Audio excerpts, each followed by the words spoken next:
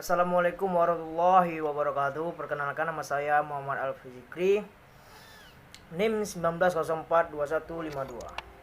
Baiklah, saya akan menjelaskan pertemuan 14 statistika sosial. Yang pertama, one sample test. Yang kedua, varied sample t-test. Yang ketiga, independent t-test. Yang pertama, one sample t-test. Seorang peneliti menduga yang menyatakan bahwa nilai rata-rata hasil berguru siswa yang aktif di OSIS yaitu sama dengan 75.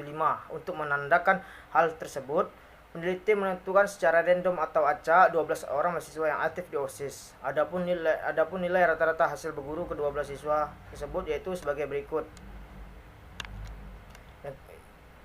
Selanjutnya, langkah-langkahnya. Yang pertama, buka aktivitas SPSS, kemudian klik variabel view. Selanjutnya, isikan nama variabel dan tentuan lainnya sebagai anutan di bawah ini. Yang pertama, tulis nama, tulis hasil.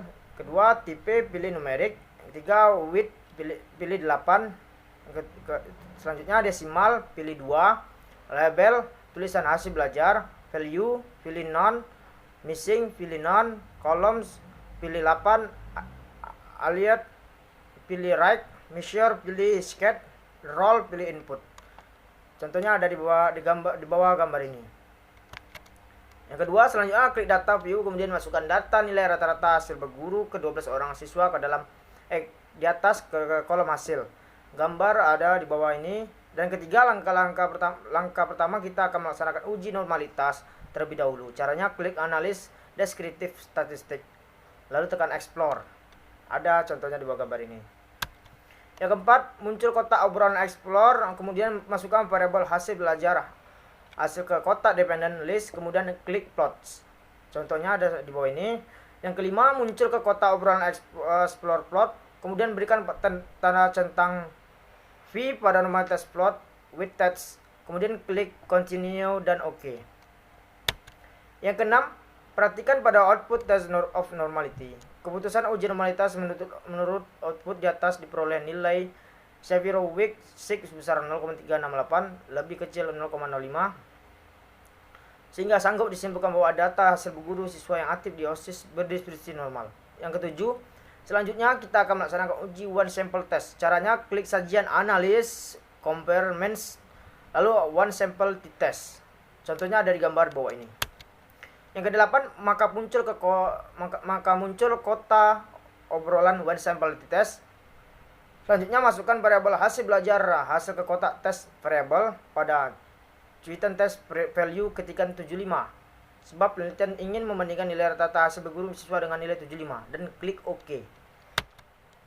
Pembahasan yang pertama, output pertama one sample statistik. Tombol one sample statistik di atas menawarkan nilai-nilai statistik deskriptif yaitu N12, yaitu artinya jumlah sampel yang digunakan yaitu 12 orang siswa. MEAN 78,1083 artinya nilai rata-rata yaitu hitungan 78,1083. Output yang kedua, berdasarkan tabel one sample test di atas ketahui T hitung yaitu sebesar 3,029, nilai DF degree of freedom atau derajat kebebasan yaitu sebesar 11, nilai sig 2 atau nilai signifikan dengan uji ada dua sisi yaitu terbesar 0,11. Berdasarkan tabel one sample test di atas diketahui nilai T yaitu sebesar 3,029, nilai degree of freedom atau derajat kebebasan yaitu sebesar 11. Rumusan hipotesis penelitian dalam uji one sample test. HO nilai rata-rata hasil berguru siswa, HA nilai rata-rata hasil berguru siswa yang aktif di OSIS. Dasar pengambilan keputusan uji one sample test, jika nilai sig lebih kecil 0,5 maka HO ditolak. Jika sig lebih besar pada 0,5 maka HO diterima. Kesimpulan uji one sample test dengan SPSS, berdasarkan output tabel one sample di atas diketahui nilai sig 2 yaitu 0,11 lebih kecil 0,5 maka sesuai dengan dasar pengambilan keputusan di atas sanggup disimpulkan bahwa HO ditolak dan HA diterima. Selanjutnya, materi yang kedua, varied sample t-test. Diketahui hasil dari penelitian untuk jurnal yang berjudul peningkatan kekuatan otot kelompok pelakuan dengan pelatihan angkatan dumbbell seperti bawah ini. Contohnya di bawah ini. Data di atas adalah data dari hasil tes awal dan tes akhir. Poin sesudah melakukan pelatihan angkat dumbbell. Langkah-langkahnya pertama, klik analis, lalu compare means, Lalu paired sample t-test, tombol perintah uji paired sample test. Ada contoh gambar ini. Yang kedua, memasukkan variabel dari sampel berpasangan. Setelah kita melakukan angka di atas, akan terbuka jendela paired sample. Ada gambar di bawah ini. Pembahasan. Satu, tabel paired sample statistik. Ada gambar di bawah ini. Yang kedua, tabel paired sample statistik menunjukkan nilai deskriptif masing-masing variabel pada sampel berpasangan. Tes awal mempunyai nilai rata-rata min 25,47 dari 15 data. Sebaran data yang diperoleh adalah 2,588 dengan standar error 0,688. Selanjutnya, yang ketiga, tabel operate sample test. Tabel sample test merupakan tabel utama dari output yang menunjukkan hasil uji yang dilakukan. Hal ini dapat diketahui dengan nilai signifikan 2 tailored pada tabel.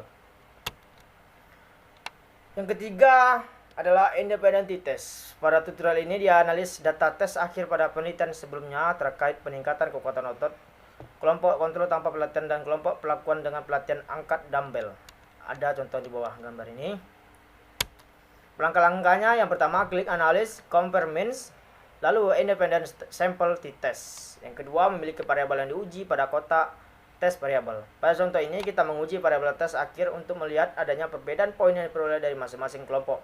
Pindahkan nama variabel ke kotak tes variabel, pilih boleh dari satu.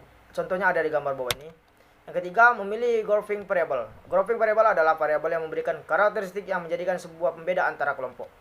Yang keempat, tentukan dua jenis kelompok pada define groups. Contohnya di bawah gambar ini. Yang kelima adalah lalu klik OK. Pembahasan. Yang pertama, tabel grup statistik. Tabel di atas menunjukkan kedua kelompok mempunyai masing-masing 15 sampel. Tes terakhir kelompok pelakuan lebih tinggi dari kelompok kontrol dilihat dari rata-ratanya. Yang kedua, tabel independent sample test. Tabel berikut merupakan tabel utama dari analisis independent sample t-test, terlihat dari signifikan dua arah 0,00 lebih kecil pada 0,05 sehingga terdapat perbedaan skor poin yang berarti antara kelompok kontrol dan pelakuan berdasarkan nilai deskriptif. Terbukti kelompok pelakuan dengan pelatihan angkat dumbbell mendapatkan skor lebih tinggi.